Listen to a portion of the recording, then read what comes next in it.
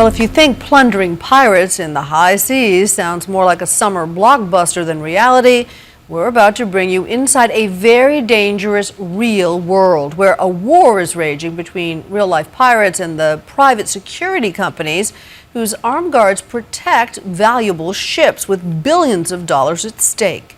ABC's Dan Harris reports.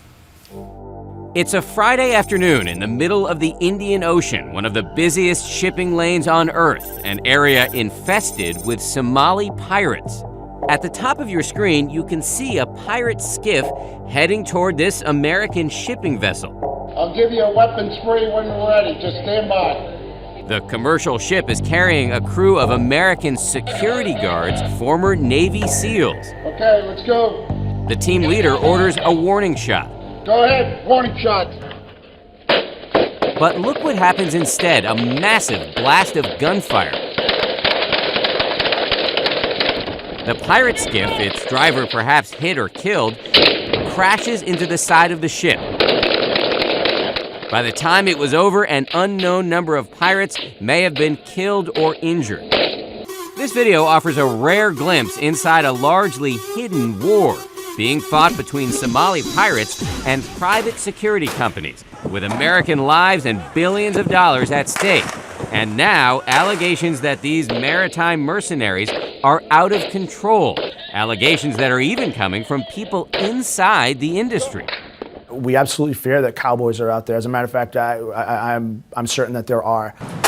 Over the past few months, Nightline has gone inside this shadowy high seas conflict, traveling from Somalia to Miami to Virginia, gaining special access, including to the company whose men were involved in this high seas shootout. So as you watch this, you believe your guys did the right thing at every step? Absolutely.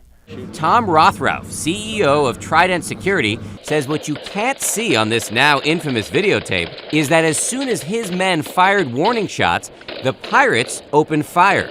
If somebody was to look at that and make a blind statement of this is indiscriminate killing, then they don't know what's going on.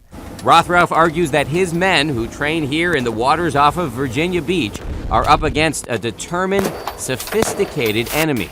How bad is it out there? It's really bad because the seamen are scared to death. How sophisticated and dangerous are the pirates? Very sophisticated, and they're getting better. Since 2008, Somali pirates have launched more than 800 attacks, carrying out 170 successful hijackings and taking 3,400 hostages. At his home base in Virginia, Rothrauf has a full mock-up of a ship that he uses for training. He shows me the shockingly thin ladders that the pirates use to board. They're nimble enough to climb on something like this? Absolutely. He also shows me the arsenal his men bring on board to fight back. It's a 5.56 weapon. That's what we use for all teams that are out there. On this video, obtained by Nightline, you get a fascinating look at what it's like when pirates take over a commercial ship. One of the crewmen is filming surreptitiously as the pirates bargain with the captain. No money. Money should be from company. Then, as they await their ransom money, they settle right in, cooking in the galley, even sleeping in the crew's beds. But they are not always this peaceful. Last year, pirates seized a yacht piloted by 4 Americans and murdered them. We were able to go inside Somalia, a place of famine, poverty, and lawlessness, one of the last remaining safe havens on Earth for Al-Qaeda.